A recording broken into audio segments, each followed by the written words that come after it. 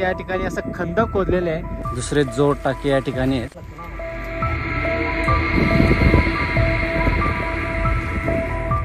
श्रावण मासाच्या अगदी सुरुवातीलाच एक नवीन ट्रेकचं आयोजन करून आज आपण आलेलो आहोत पालघर जिल्ह्यामध्ये. छत्रपती शिवाजी महाराज के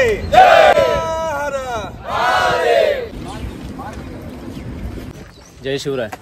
मित्रांनो, आज आपण आहोत आशेरीघर या ठिकाणी. आपण ही पायथ्याला वाडी बघतोय. बस आपण पार्क केलेली आणि या ठिकाणी आपल्याला आता या ठिकाणी ट्रेक स्टार्ट करायचं आहे.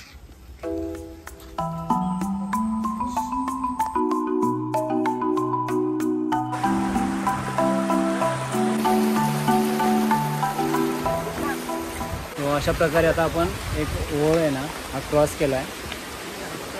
जी पाण्याचा जो मार्ग आहे तो मार्ग पकडायचा आपल्याला आशेरीगडावर जात असताना.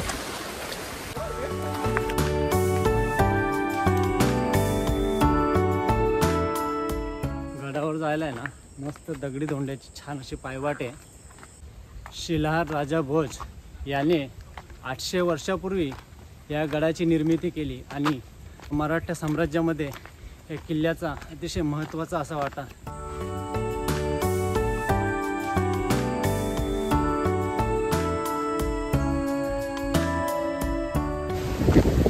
चाळीस मिनिटाचा सलग प्रवास करून आपण या खिंडीमध्ये पोहोचतोय आणि ही खिंडी पोहोचताना आपल्याला चौकडे काळा दगड आपल्याला पाहायला मिळतं, घनदाट जंगल आपल्याला पाहायला मिळतं.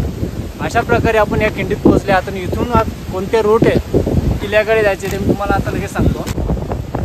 तुफान हवा या ठिकाणी आपल्याला बघू शकता. वरती आल्यानंतर आपल्याला ही जी पायवाट आहे ही पायवाट पकडायची आहे.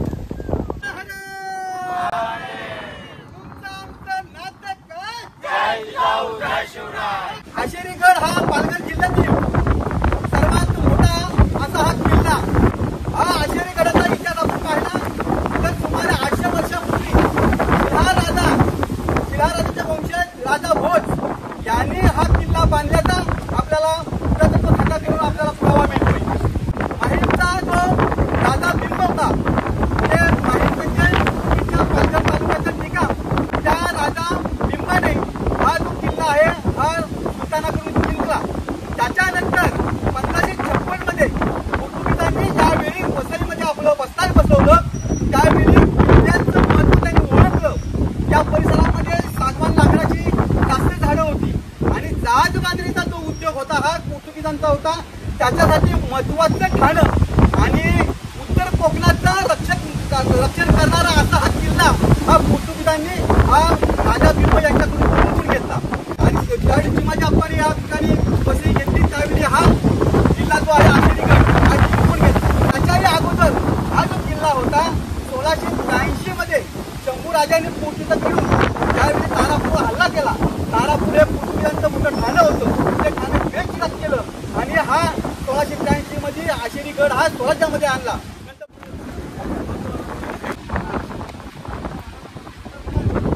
अशा प्रकारे आता आपण या खिंडीतून या ठिकाणी पोहोचलो होतो आणि तिथून चढाई करून आपण या दुसऱ्या टेकडीवर पोहोचलोय.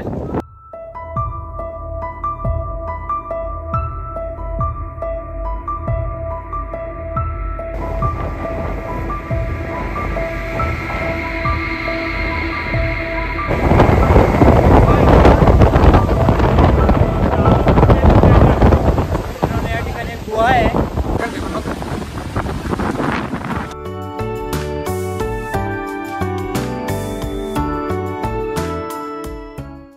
आवाज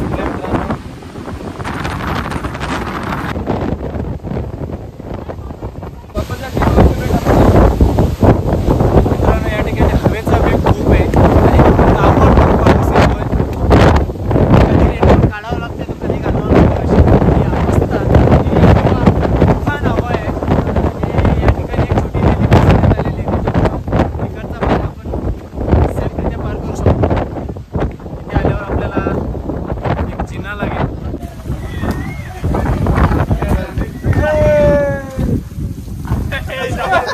हवा गेली.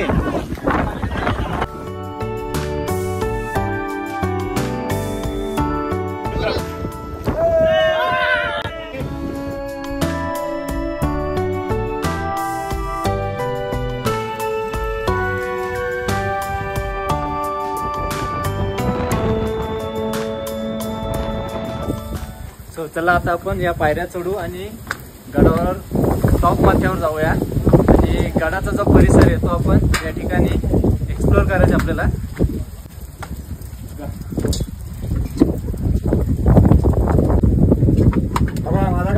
अच्छा ओके ओके.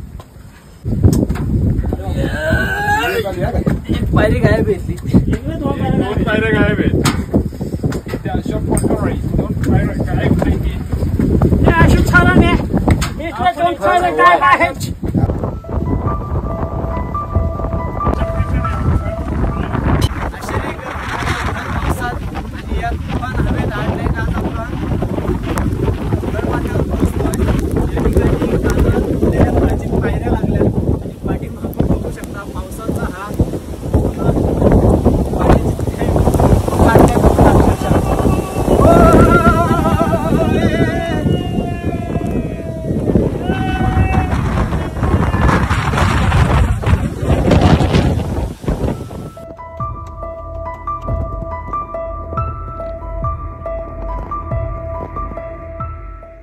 या ठिकाणी आपण बघितला एक मुकुट आहे, त्याला आतल्या बाजून बघू शकता.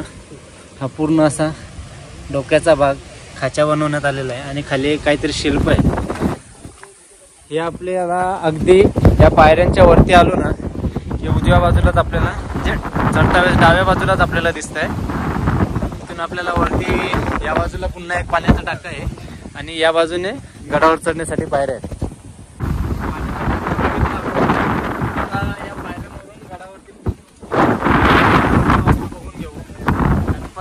जर आला तर बाकीचं काही दिसणार नाही.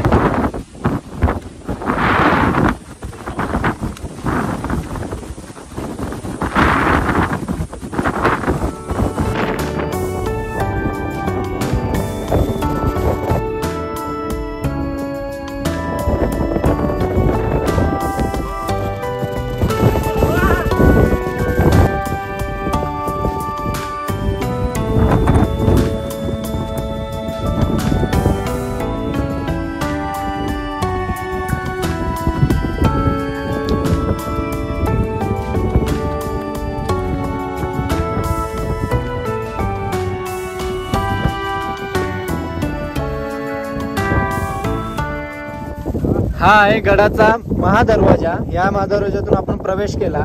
या ठिकाणी बघू शकता की पाण्याचा जो काही साठा आहे पावसाळ्याच्या पाण्याचा, त्याच ठिकाणी या ठिकाणी असं खंदक खोदलेले आहे आणि याला त्या ठिकाणून तटबंदीच्या दिशेने बाहेर काढण्यात आलेले आहे. बघू शकता हा पूर्वीचं नियोजन बघा. आणि या ठिकाणी पायऱ्या आहेत वरती चढायला. या कातळात खोदलेल्या या सर्व पायऱ्या आपल्याला अगदी गडाच्या त्या बाजूला घेऊन जातात. तर आपण याच पायऱ्यांच्या पायवाटेने पुढे जायचंय.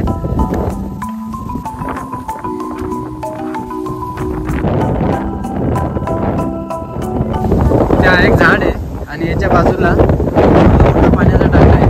आता याच्यात बरेचसे झाडं वाढलेली आहेत. हा एक पाण्याचा टाका लक्षात ठेवा. इथून पायवाट पुन्हा ही उजव्या बाजूची पायवाट पकडायची.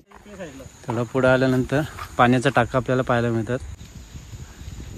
आशेरी गडावर पाण्यासारखं भरपूर ठिकाणं आहेत, पण पावसाळ्यात याल तर गवतामध्ये लपलेले भरपूर दिसतील.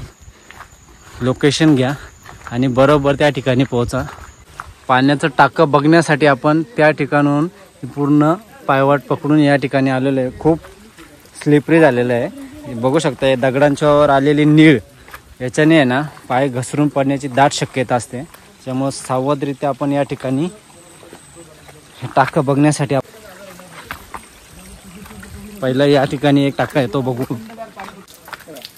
थंडगार पाणी बघू शकता तुम्ही. हा एक पाण्याचा टाका आपण बघितला. दुसरे जोड टाके या ठिकाणी आहेत. त्यांना बघा कशा प्रकारे या ठिकाणी ओव्हरफ्लोचा मार्ग दिलेला आहे आणि इथून पाणी वाहत आहे. इथे हे जे गोल दिसतात ना तुम्हाला, हे बघा, हे या ठिकाणी लाकडी खांब राहून या टाक्यांच्या वरती छप्पर बनवलं जायचं त्यावेळेस, जेणेकरून हे पाणी पिण्यासाठी वापरलं जातं गडावर असलेल्या सर्व व्यक्तींसाठी. आणि अजून एक पुढे एक टाका आहे तो बघायचा आपल्याला. जागा खूप डेंजर आहे.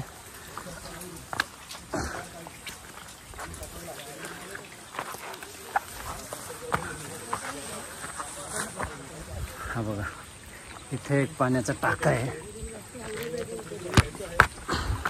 सो अशा प्रकारे आपण पायपीट करत या टाक्यापर्यंत आलोय.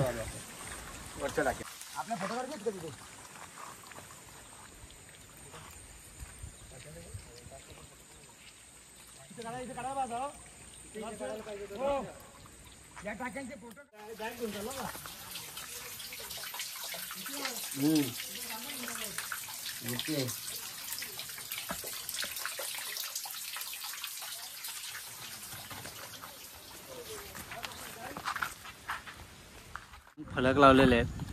आशेरीगड प्लास्टिक मुक्त ठेवा. मित्रांनो, सोबत प्लास्टिक आणत असाल तर सोबतच घेऊन जा. त्याची योग्य ती विल्हेवाट लावा. या ठिकाणी बघा, हा एक चौथरा आहे.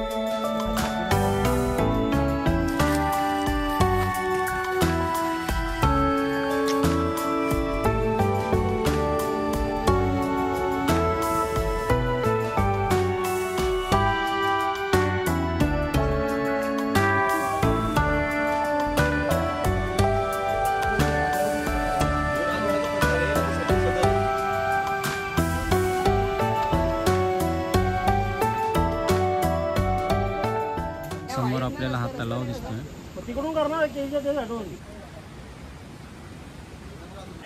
असे प्रॉपर दोन्ही बाजूनी दगड लावून अशी छोटी पायवाट ज्या ठिकाणी आपण रस्ता विसरू शकतो अशा ठिकाणी छान असे रस्ता ॲरो वगैरे बनवण्यात आलेले आहेत. त्याच्यामुळं गडावर भटकण्याचे चान्सेस खूप कमी आहेत. अशा प्रकारे आपण आता पाऊस थांबला आहे आणि तुफान हवा चालूच आहे कंटिन्यू. तर या हवेचा आनंद घेत घेत हा गड एक्सप्लोअर करतोय. गडावरची मुख्य वास्तू या ठिकाणी काही तोफा, एक मंदिर आहे मला वाटतं. हो, मंदिरच आहे.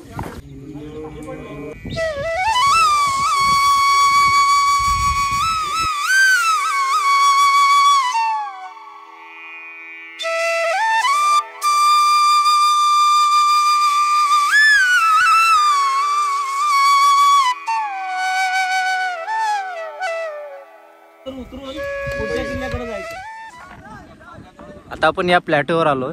या ठिकाणी छान भगवा ध्वज फडकताना दिसतोय आणि हा प्लॅटो आपण त्या ठिकाणी जे मंदिर होतात तिथून या क्रॉस करून या ठिकाणी पोहोचलोय.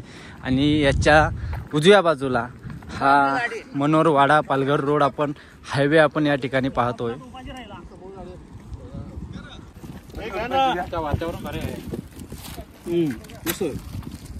जय शिवराय.